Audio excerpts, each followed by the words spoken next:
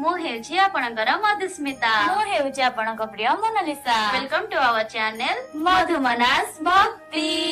आसंतु आजिर video जानिबा Brahma को कहीं पूजा करा जाए नहीं। ब्रह्मा ब्रह्मांड को सृष्टि करथिले एवं मनुष्य मान को तैयारी करथिले, सेथिपाई तांको सृष्टिकर्ता बोली कहा जाए।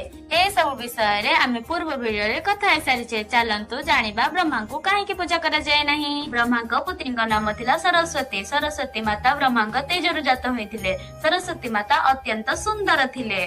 तांको सुंदरतापण जोगु समस्त देवगण मुग्ध हो जाइथिले एवं ब्रह्मा मध्य मुग्ध हो जाइथिले। सरस्वती माता समग्र विश्व रे लुचिबा पई चेष्टा करिथिले, हेले से विफल होई शेषरे ब्रह्मा को विवाह करिथिले। जणे पिता होई निज पुत्री को विवाह करिथिबारु तांको देवलोक रे अभिशाप मिलिथिला, सेथिपाई तांको पूजा करा जाए नाही। से पूरी श्री मंदिर रे सुभद्रा रूप रे पूजा पाउछन्ति बोली मना जाए एवं राजस्थान रो पुष्कर नामक स्थान रे तांको पूजा करा जाए बोली मना जाए। ए सब आम मनागड़ा कहानी नुह, ए सब सरस्वती पुराण रे लिपिबद्ध होई रहिछि।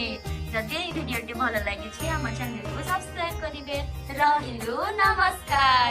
राधे राधे।